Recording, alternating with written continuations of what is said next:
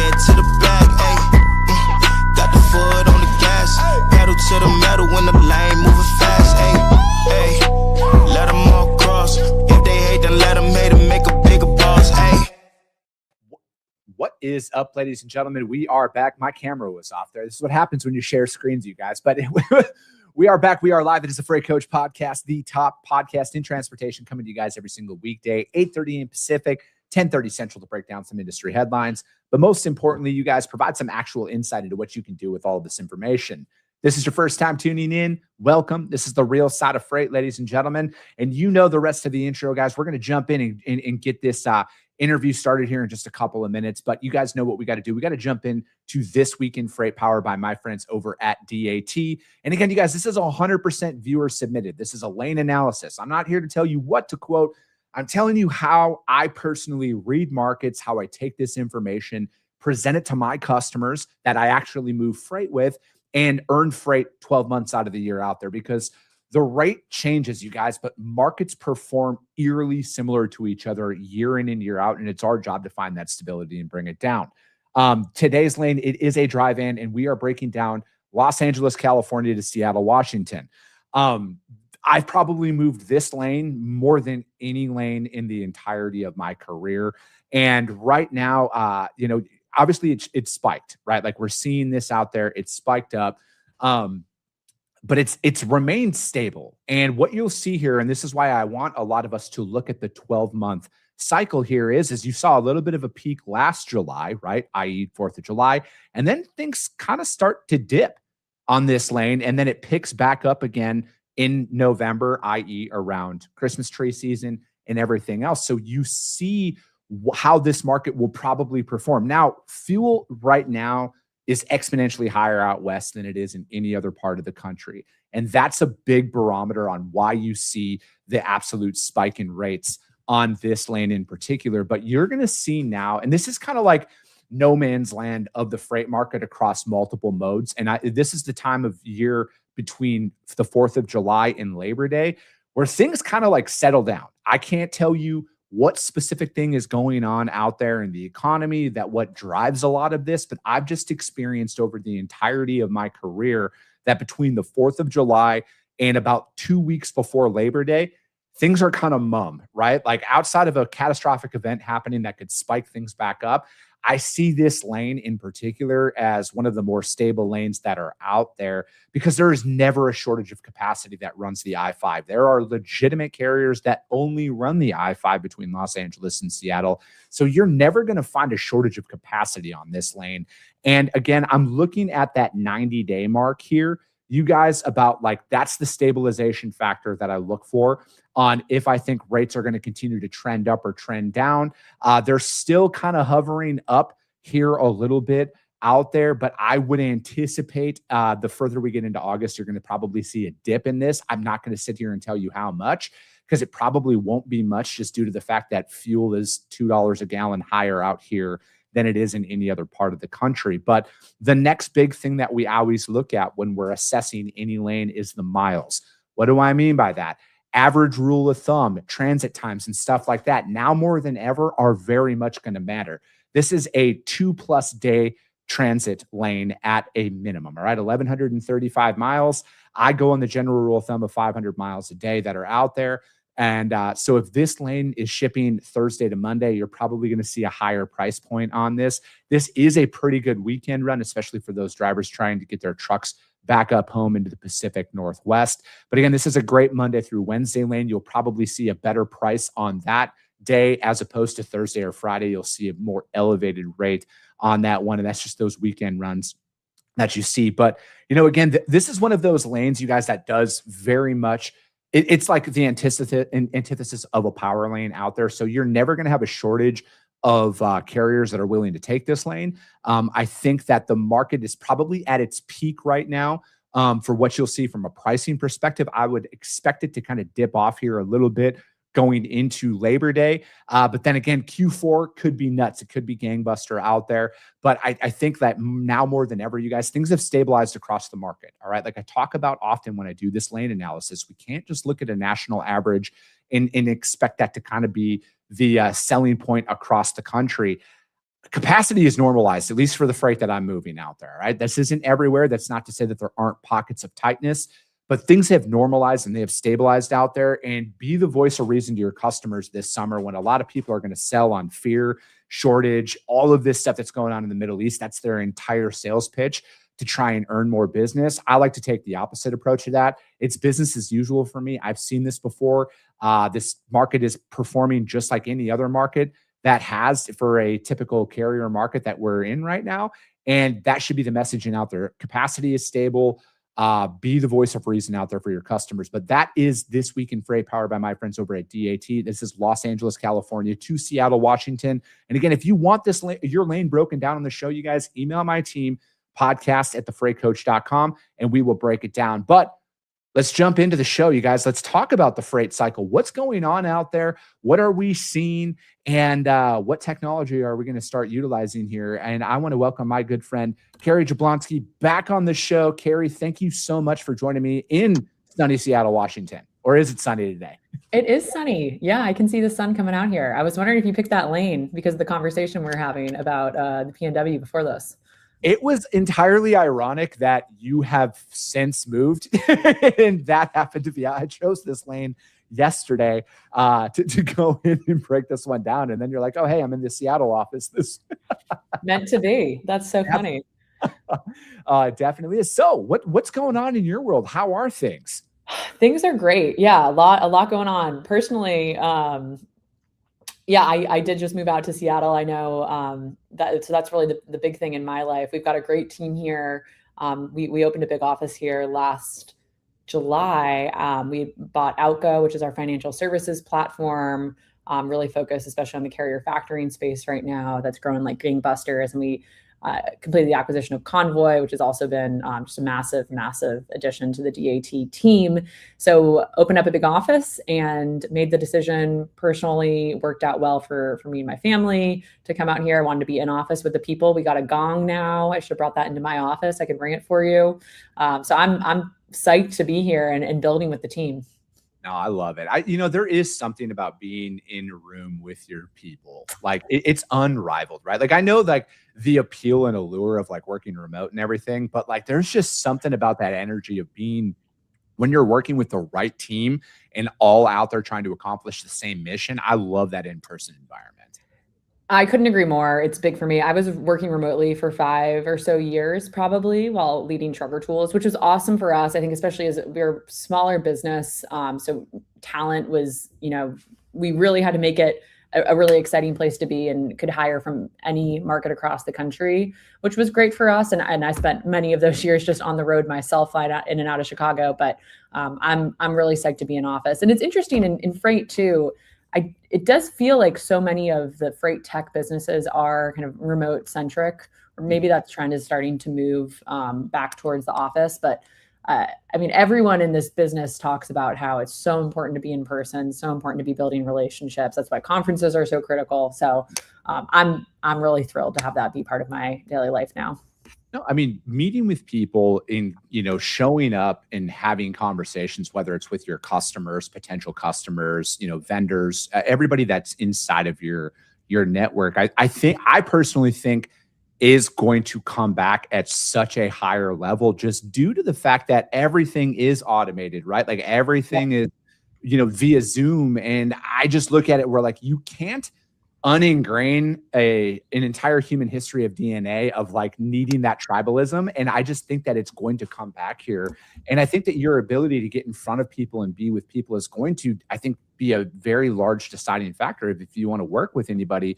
And again, obviously there's a huge group of people who are like automation only, like I don't want to talk to a person. Cool. That's for you. But like I still think the masses crave that in-person thing. And speaking of that, what are people telling you right now out there? You obviously talk to more brokers than probably most people. What's the general sentiment you're hearing out there and what the market's going? Yeah, I think in general, kind of market wise, things are much better than they were last year. Everyone's glad to be, back moving up and to the right. I think overall, it's still kind of a slightly, tepid isn't the right word, but a little bit of a less than ideal sort of recovery, because in general, we're seeing shipment volumes are actually trending down right now. So there's a little bit of a disconnect in the market. Shipment volumes are down, expenditures are up because rates are moving up, likely due to the capacity crunch, like we were talking about, a lot of capacity opting to leave the market in addition to fuel costs. So it's not a great story. I think what we'd all prefer is really a demand-driven recovery. Housing starts were down actually. In June, permits were down. You've got interest rates still high. So it's not a great like celebratory market recovery, but everyone's in a much better spot than they were, say, 8-12 months ago. I think the dominant story continues to be certainly, fraud and trust and safety. But layered behind that is the Montgomery ruling, and thinking about every broker out there is taking a different approach to how do we make sure that we are crossing our T's and dotting our I's as we wade into uncharted territory in the new landscape. No, and that's the thing, right? Where it's like I look at it from a high level perspective. I think what the FMCSA out there doing that is forcing capacity to leave the market, I think is a very good thing. But you talk about expenditures being up, and we talk about this on the show often. A lot of carriers, I mean, because like we book so many of the exact same carriers on a lot of our freight, right? Like 80 to 85% of the freight that we move is with the same trucking companies on a lane by lane basis. And that took a dip there when fuel prices shot up. And a lot of it was a lot of these trucking companies are like, I can't afford to run out west anymore. Like it doesn't make any sense because I'm burning through more fuel. My fuel lines of credit are going up. And then so it's like they've chosen to reconfigure where they're going to service. And then, now, I mean, it's no secret that Chicago is a massive hub for capacity out there. The Midwest is paying just as good, if not better, than any other part of the country. So why not run less miles, less wear and tear on your equipment, and put more money in your pocket, get your drivers home every night? No, yeah, granted, there's still going to be drivers out there who just want miles, want to run, but I don't know of any driver out there who would not want to take a higher rate to drive less. Yeah, totally. It's that the lane that you had up earlier was really interesting for that reason. I mean, just personally in my life, I just moved from the Midwest to the West Coast, and fuel out here for me in my car is $2 a gallon more expensive. So, you just multiply that by the number of miles that these guys are running. It'll be interesting to see how that dynamic continues to play out the longer fuel rates or fuel prices continue to stay elevated. Yeah, no, and that's the thing, right? Like I had a carrier of ours explain to me, he's like, listen, it might not, he's like, yeah, it looks great because we're making more money on paper on the front end. But he's like, right, if we don't get extensions in credit from our fuel line or our line of credit from our bank, he's like, we're burning through 6 weeks worth of fuel in 3 weeks now. And he's like, I don't know of anybody who's going to pay me faster, who's going to, and do that. And so it's like, it forced a lot of operators to look at what areas of the country that they're going to service and continue to service, and what makes the most financial sense, right? Like I think, and that's an area that a lot of brokers are kind of experiencing for the first time, where it's like in a broker market, drivers will essentially take any lane out there, right? Like they just need to keep their truck moving. They've been sitting for a couple of days. So some of those obscure lanes are very easy to cover. And now you're seeing a seismic shift out there where it's like, unless you have dedicated capacity that you work with and you've worked with in the past on these obscure lanes, those are the ones that are going to start to fail first in a lot of shippers' routing guides and everything else, right? So it's like that's where that window of opportunity starts to creep in. But it's like, but then again, like this is to me is like where, tie in technology, this is where you need to be leveraging technology, right? Like every brokerage has so much more data than they're even aware of. Yeah. And it's like, this is where you leverage it to start packing a larger punch out there. Yeah, absolutely. I mean, that you just summed up exactly what we're trying to do here, which is bring order to that data and connect those systems so that brokers can make better decisions based on what they're already sitting on top of and the benefit of what, we as such a massive platform with all this data in the space can bring to them. So it's been really interesting to talk with some leaders in the space over the last couple of months, especially again in this post-Montgomery world. And in this market where volatility has actually finally returned after really just limping along kind of flat line for the last 2 or 3 years. And it's been really, I think, motivating for me and our team here at DAT, because we thrive in times of market uncertainty and volatility. And it never ceases to strike me how critical we are. And I take that really seriously, that we are mission critical for our brokers to make good decisions when they need it, to make them quickly, and where margins continue to be as thin as they are. Yeah, and that's the thing, right? Like, that's another talking point out there right now is people are shocked that brokers' margins are getting compressed. And we were talking about this on the show, where it's like a lot of people early on were celebrating, oh, it's a market shift, we're needing this. I'm like, there's only going to be so much leash that a shipper is going to give in regards to increasing prices before it hits the ceiling, and then carriers are going to still creep up their prices, and then brokers' margins are going to get compressed out there. But again, that's not every carrier that plays that game. Like, we have a handful of carriers that they are very, like, I don't want to make it sound like we're paying substantially under market by any stretch of the imagination, but we're still able to provide a very competitive price out there to our customers. And our customers have told us this: hey, you're still cheaper than the majority of people out there. And it's because we're not taking advantage of the market for what it is. Mm-hmm. We found those guys who are like, hey, listen, these are the rates we need. If you can get us this rate, we'll take it, because we have that track record with them, Kary, where they're like, we're familiar with your shippers. We're familiar with your receivers. We know their operations. We know we're going to get loaded quick, offloaded quick, and you pay us on time. Therefore, we're going to work with you at a below market rate, because we took care of them in the last cycle. We were paying them up at or above market, and we never touched their prices, right? Like, if they told us we need $1,500, we knew we could get it for 13 or 12 if we went out there to the open market. But at what cost, though? It got into our margins. We knew how they performed. We knew their communication, and we wanted to provide that consistency to our customers.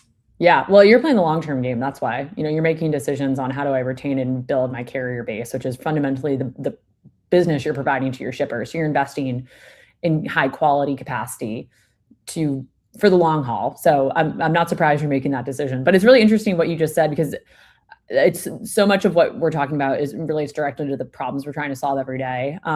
We're actually right now piloting a bid and book now capability with a couple of our large broker partners, where we're developing, we've been talking about this for a while, our carrier management suite, which is essentially a way for brokers to upload carrier lists, be able to manage which carriers, either within their network or outside their network, based on qualification settings, age of authority, basics information, all of that, can see the loads that are posted.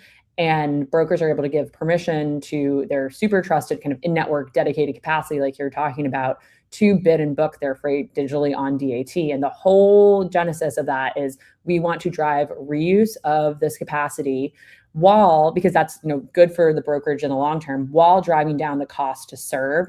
Not just, not talking about actual rates, but the actual OpEx that goes behind every single load booked by a brokerage. There's something like $150 is the rough estimate we have of OpEx per load served, between a lot of that's on actually sourcing the carrier, phone calls, emails, all of that. Then you've got tracking, everything downstream. And that by bringing that on platform, we think we can save brokers, $20, $30, $50, maybe even by bringing even just that bidding or negotiation on platform.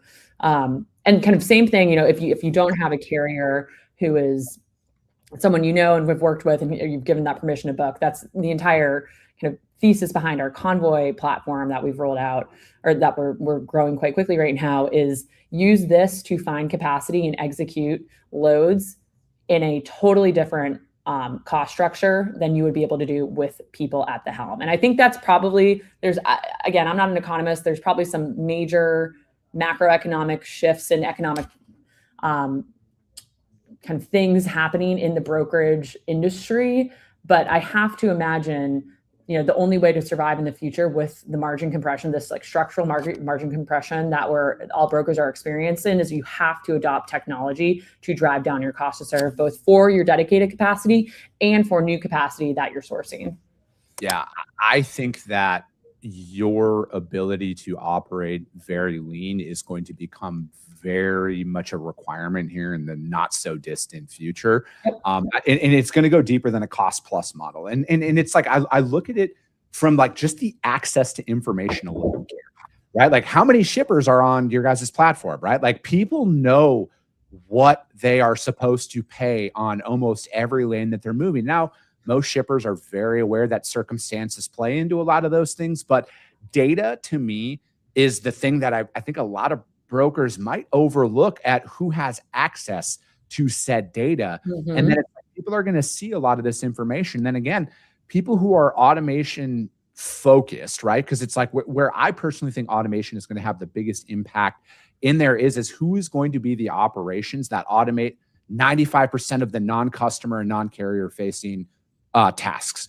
Like it can get to that point now where it's like, the only thing I don't want automated, because I openly talk about this, right? I want to build $100 million operation with 10 people. I think automation today already allows that. Where it's going to be in 6 months or 12 months is it's almost a guarantee that I can be able to do that. Yeah. Well, what I think is important about what you're talking about with data and automation is something we've spent a lot of time thinking about with our customers and building as a tech company is that context is actually what makes automation reliable. And you can build kind of RPA or, just process that happens. But the challenge with freight is there's so much nuance. There's so much tribal knowledge. There's so much, this is how we, have always vetted carriers, or this is how we always set our rates. This is how, we run our processes. Until you can actually digitize that context and ingest it into the automation, it's going to be hard to be totally hands off. And that is what is so exciting about what we're building is that because we've got both the data layer and the automation layer, kind of the entire suite of tools, we're able to bring that context into automation and help you make really good decisions, consistent monitoring to understand if something changing in the background and alerting you when a decision, something should be different. It's happening on Trucker Tools. It's happening with our Convoy platform, bringing our data in and providing that to the broker to inform the decisions they're putting on autopilot so they feel confident about who's on the other side of the transaction. That's what it takes to make this happen.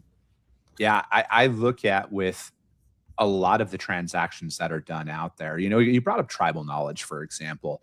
I don't know everything about this industry, but I know a lot of information. Why wouldn't I want to utilize that to help build better processes?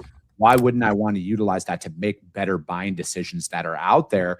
And again, it's like, I think that people are so reactionary and especially right now, right? Like they are very reactionary in their carrier sourcing and everything else. And it's like, there are drivers out there. You think of the most obscure lane in North America. There are multiple trucking companies out there that run that every single day, and you do not even know who they are.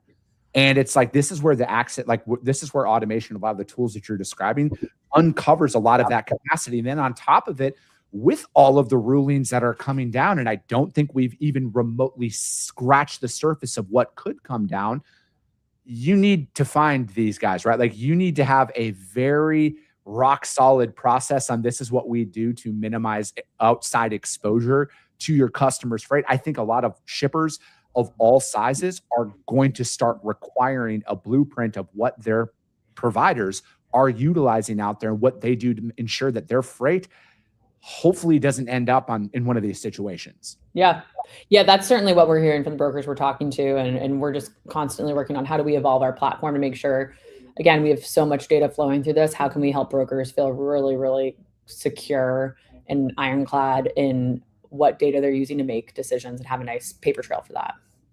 Yeah. I mean, so I guess what are some of those things, right? Like how can people leverage this right now? You're describing a lot of different sites and how do brokers leverage this? How do providers leverage this out there into the market when they're talking to their customers or even their fleets? Yeah. I mean, the Convoy platform is certainly one of my top focuses right now. And it's been really, really exciting to see over the last several months, we've had a bunch of our largest brokers start to go live with the product as we've been building our TMS integrations and starting to embed more deeply within and bring together with DAT. And what is so powerful about Convoy is I think a lot of folks think, okay, we bought this for the automation technology. And yes, that's all great. What's really powerful about it is the constant monitoring system that's running in the background to make sure it is the most secure network possible, and validating kind of carrier information. We've got a lot of proprietary data science behind how it works. So our rate of theft or any sort of kind of fraud is essentially near zero. And we've completed close to, I think, certainly probably 1 million shipments at this point on the platform. So that is where I direct brokers first and foremost. It's essentially like adding an extension of your carrier pod, or adding a new carrier pod to your sales floor with an always on monitoring capability so that you can really feel good about the decisions you're making. The other thing I'd say is our carrier management suite. We're doing a full launch later this fall, but we're kind of some early features rolling out now where maybe not number one, but one of the top pieces of feedback I get and we get from brokers is, we post a load, it's great, we get 1 million phone calls, but 80% of those are carriers I don't want to work with or I can't work with for different reasons. So what we're building in are filters on top of, and in your ability to set custom filters, custom lists, so that you can post different freight to the board that is only bookable by carriers that actually meet your criteria. So that you're not getting calls from carriers. If you're not a day one shop, you're not getting called from day one carriers. So I'd say those are probably the two biggest things. Of course, trucker tools, we always talk about that too. We've got our proactive driver verification that allows you to actually receive real photos, not uploads or anything else, AI generated things of carriers in front of trucks, CDLs, whatever it is you need to verify that a driver is where they say they are, has what they say they have. And then we've got our always on monitoring there as well, and in fraud alerts. So just kind of across the entire freight life cycle, we're investing in capabilities that build that data base to help you feel really confident of, who's moving your load, what's happening with it, and when you need to lean in if there's an exception on the horizon. Do you think there's any potential vulnerabilities in the freight transaction that most brokers aren't even really aware of that's kind of happening right now? There have to be. Absolutely. I don't know if I want to share broadly. We're always kind of catching on to new patterns when we're monitoring. Our security team is working overtime to always be a step ahead of fraudsters and uncovering patterns. And it really is, you have to stay a step ahead because there's a lot of savvy bad actors out there. And we've seen just this kind of cycle over the past many years, buying and selling of MCs and all that. It's evolved so quickly that I'm confident it's going to continue to be an issue. So what you need to do is, as a broker, what I would think about doing is actually just making sure you have the most secure kind of monitoring capabilities and drive as much activity on platform as possible, so you have that trail. Yeah, it's one of those things, and I was just thinking about that because it's like that's something that I think a lot of people, again, back to that reactionary mindset. I mean, this is why you need to partner with people who are in the data and vulnerability side of things, because it's like what mainstream is talking about today is probably already been forgotten about by like the fraudulent actors who are always looking for that next thing to try and break in, right? Because it's like, and a lot of it comes up because, like my longtime partners of the show, the NMFDA, the cybersecurity conference that they put on every year, like I've learned so much from that aspect of things. And then now to see where the entire digitization is of this industry, I'm like, there are so many more vulnerabilities that are out there from people that I don't know if they're even aware of yet. And this is why it's like the more of I'm trying to think of the best way to put this, the more you have more of your systems that are put online, the more vulnerabilities you're going to get, and the more people are going to be looking for that loophole. So it's like that constant monitoring piece that you're talking about behind the scenes, I think is probably the most integral part of most brokerage operations moving forward. You need something going on behind the scenes because that they're looking for that. They're looking for that stress test of like, all right, where can we get in? Where can we get access? And that's why you need something working there to keep the bad actors as far away from this stuff as possible. Yep. Yeah, absolutely. And that is so fundamental to how we're building out the marketplace. It can't be safe and secure until we actually have the data. And we've got that kind of capability rolling out at at scale. Yeah. Data is key, you guys. You have a ton of it out there and you need to implement it, utilize it, find out how do you make better decisions for your business? And then most importantly, how to protect your customers. And then on top of it, how do you protect the right carriers out there? Because that I think is an almost forgotten part of this equation it's like, we got to protect the right carriers to keep them in business to outlast a lot of these bad actors out there. But, Kary, I know we're up on time. This flew by as it always does with you. How does anybody reach out to you to find out more about what you got going on? Yeah, just ping me on LinkedIn. I'm pretty active on there, or shoot me an email, Kary.Jablonski@dat.com. Would love to hear from folks. Perfect. Kary, thank you so much for your time. That's going to be it for today, ladies and gentlemen. As always, if you got value in what you heard and you're not subscribed, subscribe to the show, you guys. And if you're feeling ambitious, rank that show on iTunes and Spotify, because if you see value, your network's going to see it as well. I appreciate you guys. I love you guys. And we'll be talking to you soon. Came back with a bang, window down, yelling out money, anything. Hey.